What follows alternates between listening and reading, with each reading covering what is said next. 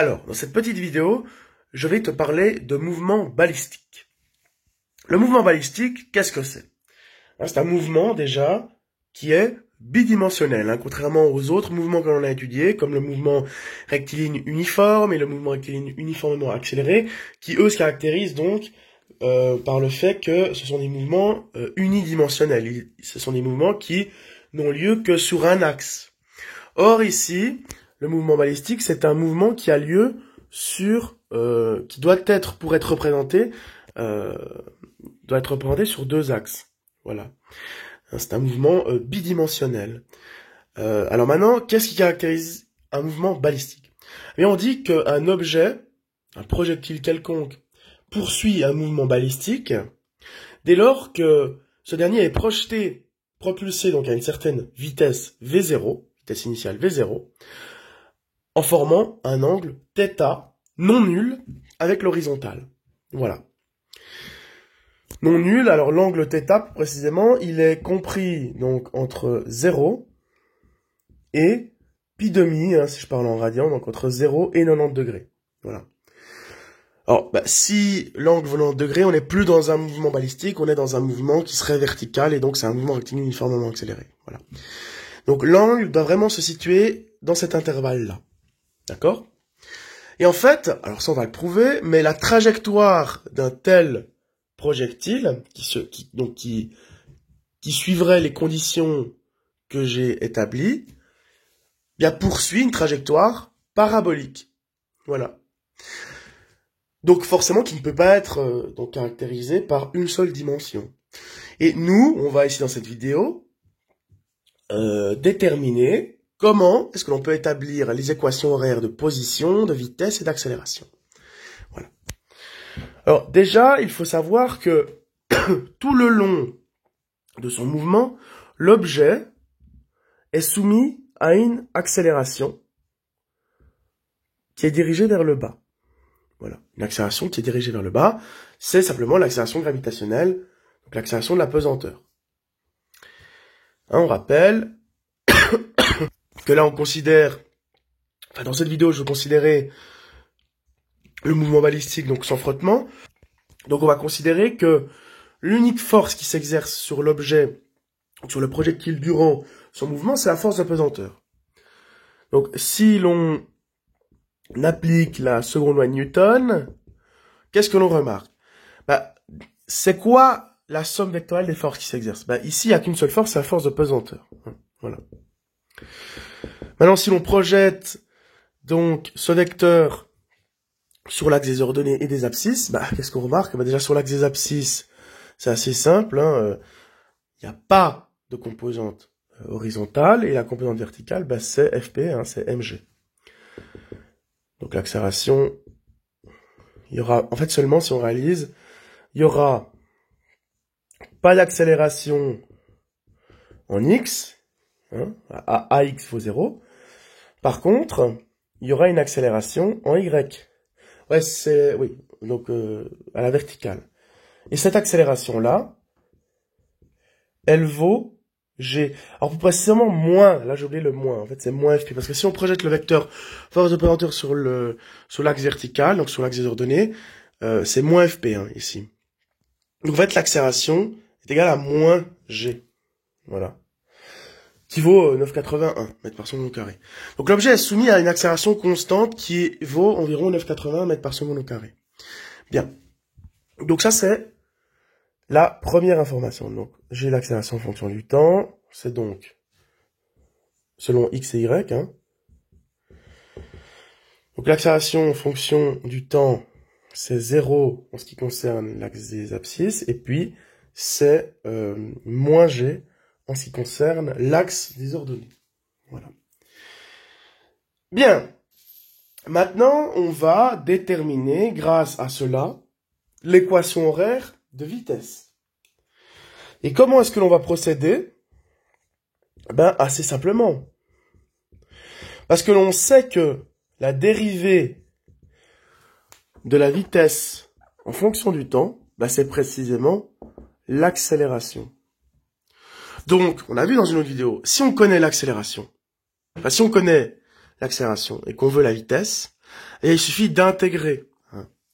Je vais devoir déterminer une primitive de ces fonctions. Pour déterminer ces fonctions-là, donc la vitesse sur les deux composantes, je vais devoir intégrer. Donc je vais devoir déterminer la primitive de chacune de ces fonctions. D'accord. La primitive d'une fonction constante, c'est quoi? Enfin, de 0. Enfin, c'est pas une constante, c'est 0. Ben, c'est une constante. La dérivée de 0, enfin, la primitive d'une constante, c'est... Putain, je peux plus y arriver. La primitive de 0, c'est une constante. Pourquoi? Je vais appeler K1. Pourquoi? Ben, parce que quand on dérive une constante, on sait que l'on obtient que ça s'annule. La dérivée d'une constante, c'est systématiquement 0. Donc là, je veux savoir quelle est la primitive, quelles sont les primitives, parce que du coup, il y a une infinité de primitives possibles de cette fonction-là. Eh bien, je sais que c'est une constante. Alors maintenant, on peut attribuer n'importe quelle valeur de K, ce sera toujours une primitive. Évidemment, après, il va falloir, pour déterminer la valeur de K1, il va falloir regarder les conditions initiales. Mais là, on va pas regarder ça directement. On va déjà s'intéresser à la deuxième situation. Donc, sur l'axe des ordonnées, donc la fonction qui nous donne l'accélération en fonction du temps, c'est moins g. Donc c'est une constante. Et c'est quoi? Quelle fonction a pour dériver une constante? Ben, c'est une fonction, on sait, qui est linéaire, enfin affine. Voilà. Ce sera du coup moins gt plus k2. Hein. La dérivée de moins gt, c'est comme si j'avais ax quelque part. Ben, c'est en fonction du temps, ben, c'est moins g. Hein. Il me reste plus que la constante devant la variable. Mais évidemment, je dois ajouter une constante ici. Donc je vais déterminer la valeur après, puisque la dérivée de cette constante, ça vaut 0. Donc dans tous les cas, en fait, en théorie, mathématiquement, pour une fonction, j'ai une infinité de primitives, qui diffèrent toutes d'une constante. Évidemment, là, on n'est pas en mathématiques, on fait de la physique. Donc K1 et K2, il faut leur attribuer des valeurs bien précises, sinon ça n'a aucun sens. Je veux dire, on étudie un mouvement ici quand même, réel. Donc, que doivent valoir K1 et K2? Ben, il faut regarder les conditions initiales, il faut regarder quand t égale à 0. Hein.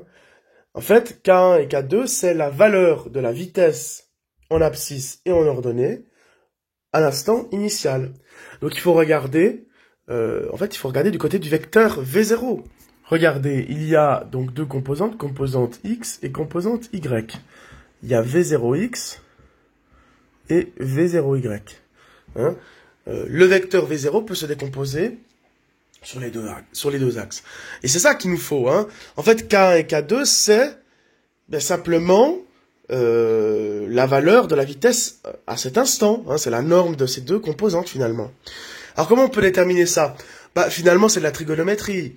On connaît l'angle θ, on connaît, donc, finalement, si on réfléchit bien, on connaît la norme de V0. Hein. Donc, finalement, on peut faire de la trigonométrie. Hein. J'ai un triangle rectangle, dont je connais l'hypoténuse et l'angle, je peux déterminer le côté adjacent très facilement. Hein. Comment je fais pour déterminer V0x puis V0y? V0x, c'est facile. C'est le côté adjacent hein, à ce triangle rectangle. Je connais l'hypoténuse et l'angle. Donc, qu'est-ce qui relie l'angle, l'hypoténuse et le côté adjacent? C'est la fonction cosinus, hein, qui dit que cosinus de l'angle, c'est adjacent sur hypoténuse. Donc, c'est V0x sur V0. Autrement dit, V0x, c'est V0 fois cos de θ. Voilà. Et puis pour V0y, on cherche cette fois l'opposé, le côté opposé à l'angle, et on a l'hypoténuse. Donc du coup, qu'est-ce qui permet de relier les trois éléments? Eh bien, c'est la fonction sinus. Et que le sinus de l'angle est égal à côté opposé sur hypoténuse. Donc du coup, V0y est égal à V0 fois sin de θ. Donc voilà, K1, c'est ceci, et K2, c'est ceci. Donc, on a ça. Les équations horaires donc, de la vitesse, selon les deux axes, c'est donc V0 fois cos de θ, et moins g fois t plus V0 fois sin de θ. Et donc, maintenant que l'on a déterminé l'équation horaire donc, des vitesses, on va pouvoir déterminer l'équation horaire des positions. Donc, selon x et selon y. On va procéder de la même manière. Hein. J'ai dit l'accélération, c'est la dérivée de la vitesse par rapport au temps. La vitesse, c'est la dérivée de la position par rapport au temps. Donc, comme on connaît ici la vitesse, pour déterminer la position selon les deux axes, il va falloir de nouveau intégrer, donc déterminer la primitive. Quelle fonction a pour dérivée une constante? Eh bien, on l'a vu avant, c'est une fonction affine. Donc ici, on aura V0 fois cos de θ fois t, plus une constante qu'on va appeler K3. Et y de t, qu'est-ce que c'est? Alors là, c'est un peu plus compliqué. Quelle est la dérivée d'une fonction? Enfin, quelle est la fonction dont la dérivée est une fonction affine? Alors là, il faut un peu réfléchir dans le sens où, on se rappelle, hein, si j'ai x, si j'ai par exemple si j'ai x, c'est quoi la dérivée? La dérivée, je sais que ce qu'il y a avant, c'est forcément quelque chose du second degré, puisque on sait que quand on dérive un polynôme, on abaisse de 1 degré l'exposant. Donc, forcément, je sais que là, je parlais avec x, mais là c'est avec t, enfin c'est pareil. Si j'ai t, forcément je dois avoir du t carré ici. Mais évidemment, la dérivée de t carré, c'est pas t, c'est 2t. Donc, là, il y a un problème, parce que si je veux la dérivée de la primitive de t, la primitive de t, c'est pas t carré, c'est 1 demi de t carré, hein, parce que la dérivée de t carré, c'est 2t. Du coup, si je multiplie par 1,5, là, j'obtiens t. Donc, du coup, je sais que la primitive de t carré, de t, c'est 1,5 t carré. Donc, et le g, je le laisse. Donc, ça fait moins 1,5 de g t carré, plus la dérivée d'une constante, c'est une fonction affine aussi. Donc là, c'est V0 fois sin de θ plus K4. Donc la constante 4. Et comment on détermine ces deux constantes? Encore une fois, on aura les conditions initiales. Quelles ont été les positions initiales? Alors là, dans mon exemple, c'est 0, 0, hein, on se trouve à l'origine. Mais on pourrait très bien envisager un mouvement comme ceci. Hein, par exemple, on a une certaine hauteur à la base, on a une certaine hauteur h. Voilà. Mais ce qui est sûr, c'est que la position initiale pour le x, c'est forcément 0. Je veux dire, faut être logique, faut être stratégique. On va jamais étudier un mouvement qui commence là. Je veux dire, voilà, on va jamais étudier un mouvement qui commence ici. On va toujours placer notre axe de façon à ce que l'abscisse l'abscisse de position initiale valent 0. Par contre, ça peut très bien démarrer à une certaine hauteur qui est non nulle, hein, contrairement à l'exemple que j'ai fait ici. Donc, pour la constante 4, on va mettre h majuscule, pour dire hauteur initiale, entre guillemets. Donc voilà, petit récapitulatif, donc les équations horaires avec accélération sont les deux composantes, vitesse et position. Maintenant, j'ai dit au tout début que la trajectoire d'un mouvement balistique était forcément une parabole. On va vérifier ça. Parce que là, je l'ai dit un petit peu, voilà, mais vous n'êtes pas obligé de me croire. Donc, on va déterminer pour cela l'équation de la trajectoire. La trajectoire d'un mouvement balistique. Alors, l'équation de la trajectoire, comment on la détermine? Nous, donc on a ici, j'ai donné ici à chaque fois, donc la position en fonction du temps, et selon les deux axes. Donc là, j'ai la position en fonction du temps, donc selon l'axe abscisse, puis la position en fonction du temps. Donc là, là, si vous voulez, j'ai la position selon l'axe abscisse, donc ça me dit à chaque fois, voilà, à tel instant, à tel instant, tu te trouves, à tel instant, tu te trouves à telle position, donc selon l'axe des abscisses, voilà. Et puis, y de t, ça me dit, à tel instant, tu te trouves à telle hauteur. Mais c'est bien beau ça, mais moi j'aurais l'équation horaire de la position. Donc j'aimerais l'équation horaire l'équation de la trajectoire. Donc j'aimerais une fonction qui me donne à quelle hauteur je suis en fonction de x. C'est-à-dire que si je me situe à telle distance du sol, je me trouve à x, donc à la distance, à la position x au niveau du sol, à quelle hauteur est-ce que je me trouve? J'aimerais l'équation vraiment qui me donne l'équation de la trajectoire. Une équation qui me donne la position de y, la hauteur à laquelle je me trouve en fonction de x. Voilà. Et je vais démontrer que ceci, c'est une équation du second degré, donc c'est une parabole. Alors, on va voir ça. Une équation, une fonction du second degré. Là, j'ai x de t. Là, j'ai x en fonction de t, là, j'ai y en fonction de t. Moi, j'aimerais pas y en fonction de t, j'aimerais y en fonction de x. Donc, ce qu'on va faire, c'est qu'on va prendre la première équation, on va isoler le t, et on va l'exprimer en fonction de x. Donc, dans la première équation, x de t est égal à v0 fois cos de θ fois t. Donc, t est égal à x de t sur v0 fois cos de θ. Et ce qu'on va faire, c'est qu'on va substituer ceci dans la seconde équation. de façon à annuler le t quelque part. Parce que là, j'ai y en fonction de t, mais moi, j'ai y en fonction de x. Comme j'ai exprimé t en fonction de x ici, tous les éléments qui dépendent de t vont dépendre maintenant de x. Donc, qu'est-ce que j'aurai? J'aurai moins 1,5 fois g fois. Au lieu de mettre x de t, je vais mettre x, hein, parce que sinon, ça devient très facilement lourd. Très vite lourd. Donc ça me fait moins 1,5 de g fois, en parenthèse, x sur v0 fois cos de θ au carré. Plus v0 fois sin de θ fois, encore une fois, x sur v0 fois cos de θ. Plus h. Bien. On va simplifier tout ça, hein. Donc là, déjà, si je mets au carré, qu'est-ce que ça fait? Ça fait donc moins 1,5 donc, de g, ok. Puis là, ça fait x carré sur v0 carré fois cos carré de θ. Bien. Et ici, qu'est-ce que ça me fait? Eh bien, si je fais v0 fois sin de θ fois x sur v0 fois cos de θ, les v0, ils vont se simplifier.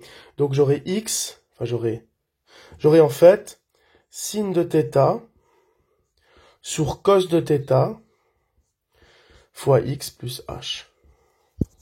Bon, ça me fait donc moins x carré sur...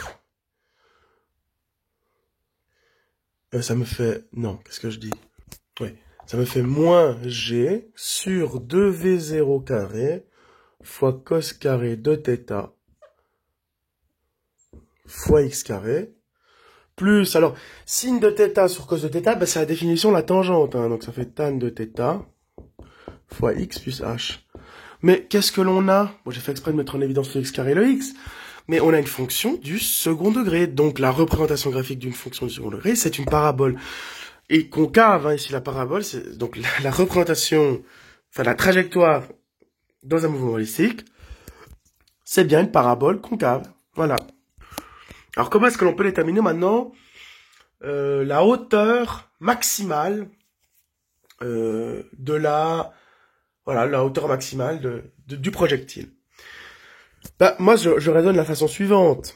Donc là, j'ai donc ma trajectoire. Je sais que au moment où j'ai atteint ma plus haute position en ordonnée, bah, je sais que là, la dérivée s'annule. Donc je vais dériver ceci et je vais regarder quelle est la position. Donc y' de x, c'est quoi? Bah, ça va dériver de ça, donc c'est moins 2 fois g sur 2v0 carré fois cos carré de θ fois x plus tan de θ. Les deux ici simplifient, donc ça nous fait moins g sur v0 carré cos carré de θ fois x plus tan de θ. Et donc, je vais regarder quand est-ce que la dérivée s'annule. Ben, elle s'annule en... Ben, je résout simplement l'équation suivante. Hein. Quand est-ce que tout ça est égal à 0? Ben, j'isole. Donc ça fait g sur v0 carré cos carré de θ fois x qui est égal à tan de θ. Donc j'isole x, donc pour ça je fais fois l'inverse de ça. Donc x est égal à v0 au carré fois cos carré de θ fois tan de θ sur g. Mais tan de θ, c'est quoi? C'est sin de θ sur cos de θ. Donc si j'ai cos carré de θ fois sin sur cos, ben, il y a un cos qui va s'annuler. Donc il va rester v0 carré fois sin de θ fois cos de θ sur g. Ça, c'est l'abscisse du sommet. Mais moi, j'aurais la hauteur maximale. Ben, alors, je remplace ça là-dedans. Donc, j'aurai moins g sur 2v0 carré fois cos carré de θ fois v0 carré fois sin de θ fois cos de θ sur g au carré plus tan de θ fois, c'est long, hein, v0 carré fois sin de θ fois cos de θ sur g plus h. Donc ça nous donne quoi? Alors là, ça je garde, mais je dois tout mettre ça au carré, donc ça fait... Alors là, je vois que j'ai un G ici, j'ai un G ici au carré, donc du coup, il reste un G en bas. Cos carré sur cos carré, ça s'annule. V0 puissance 4 sur V0 carré, alors il va rester un V0 carré en bas. Ensuite, V0 carré fois sin carré. Bah oui, pourquoi? Parce que tan, c'est sin sur cos, hein. Voilà. Donc, du coup, ça fait sin fois sin, sin carré. J'ai un cos en haut, un cos en bas, ça s'annule. Voilà. Donc, du coup, j'obtiens quoi? Ça fait moins G fois V0 carré fois sin carré de θ sur 2G. Qu'est-ce que je dis? Sur 2G, voilà. Il n'y a pas de G en haut, voilà.